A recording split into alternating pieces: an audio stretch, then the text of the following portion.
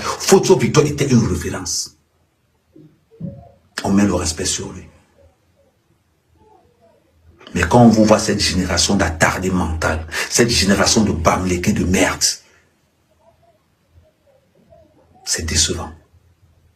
Que toi, comme moi, la panthère, tu vas te lever pour aller menacer Messang. Tu vas aller menacer Jean-Louis Messang, qui est le grand frère d'Amer Kamé. Ne fais plus jamais cette erreur. Tous ceux qui voulaient défendre Messang, baissez d'abord la garde. Mon Dieu, non. Ne t'amuse jamais avec les bastards. Tu peux prendre, on peut te faire le son quelque part dans Paris. Tu ne sais pas où ça arrive. C'est un conseil que je donne, petit frère. Parce que tu es mon petit frère. Moi, quand j'ai envie de faire le Congo, ça, je descends dans le Congo, ça, je m'éclate. Je m'éclate, je connais les têtes des gens. Mais quand j'arrive en politique, où je suis sérieux maintenant dans mon rôle d'activiste, je ne blague plus. Revois ton niveau, va à l'école. Quand on dit même que tu étais policier, tu étais un policier sans galon. Tu étais sans galon. On parle même de policier, de fois, on parle même de tu étais policier. Donc, tu étais à la police municipale. Police municipale. Des fois, tu dis que tu es policier comme tu le mens, tu as un grade. Les non-gradés, les policiers qui n'avaient pas l'arme là, les policiers c'est là-bas où tu étais. Arrête de faire comme si tu étais quelque part d'important. Tu n'as jamais été quelque part d'important. Tu étais à la police et tu avais comme pour salaire 1300 €. Tu avais 1300 € de salaire étant policier. C'est comment? On te voit parler, oh oui, non, tu parles comme si tu gagnais 3000 €. Tu gagnes 1300 € en tant que policier municipal. C'est comment?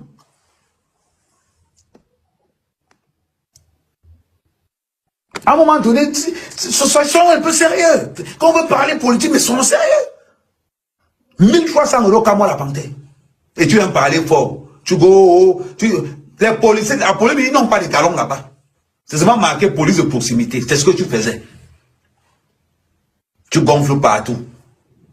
Tu gonfles partout. Et on t'a pris parce que tu as quitté d'agent de sécurité à la police municipale parce que tu as eu ton passeport français. C'est tout.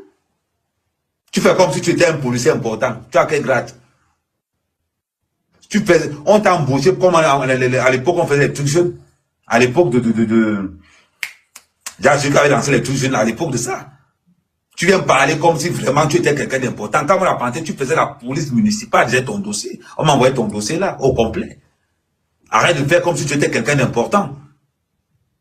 Mais sérieusement, on parle même que tu étais policier. Salut Karine. On parle même comme quoi tu étais policier. Jusqu'à toi aussi, tu gonfles. Oh, quand on a pensé, c'est un policier. Jusqu'à toi, on menti au gars de la base, jusqu'à quand ils ont découvert que tu n'es pas policier. La honte t'a pris. Sérieux. Sois un peu sérieux dans ta vie. Pour une fois. Tu n'as jamais été flic. Ne confondons pas police municipale. Et police municipale d'avant n'est pas police municipale maintenant. Police municipale d'avant. Tu n'étais pas différent d'un agent de sécurité. Parce que la police municipale a pour but, quand il y a une intervention quelque part, ils appellent les vrais policiers, eux-mêmes restent derrière. Tu étais agent de sécurité à la mairie. Et on vous a bien en police municipale. C'est tout. Arrête de dire que tu as été policier. C'est énervant de mentir comme ça. Quand tu n'as pas le niveau intellectuel pour parler politique, tu la fermes. Tu la fermes. Tu as un développement en politique qui est aussi nul. Je vous avais prévenu. Je vous avais prévenu ce qui allait se passer.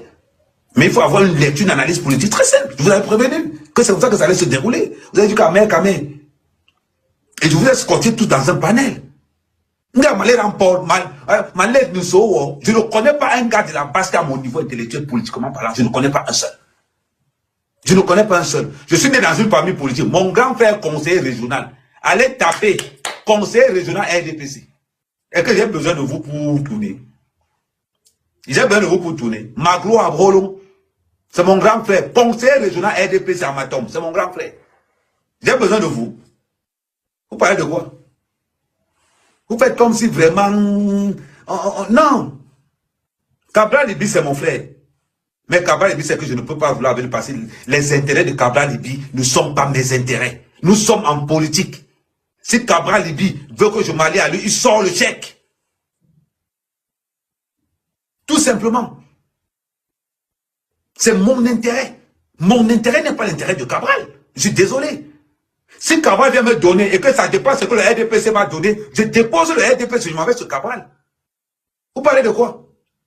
On n'a pas le temps à perdre, hein, parce que quand ils sont en haut là-bas, ils nous oublient. Donc, pendant que tu viens là, je te serre le cou. Très simple, je ne discute ça avec personne. Je ne discute ça avec personne. La seule personne que je vais défendre gratuitement toute ma vie, c'est Amourou Belinga. C'est la seule. Le reste, là, vous payez vous tous. Je ne discute pas. Il faut savoir ce qu'on appelle la politique. Si tu ne gagnes rien en politique, n'entre pas dedans. C'est la phrase la plus simple. Si tu n'as rien à gagner en politique, je vous donne un conseil à partir d'aujourd'hui.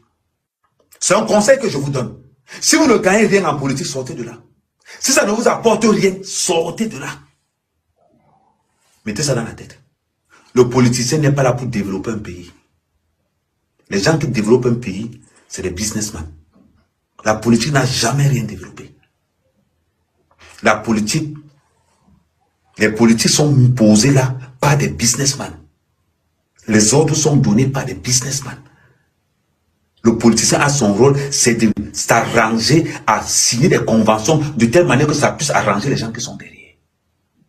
Si un jour, vous avez compris, vous avez pensé un jour que le président change un pays, vous vous êtes trompé. C'est que vous ne savez pas ce que vous faites. Le président ne développe pas un pays. Ce sont les hommes d'affaires qui développent le pays. Parce que quand le marché public arrive, qu'est-ce qu'on fait du marché public? On donne ça aux hommes d'affaires. On donne ça aux hommes d'affaires.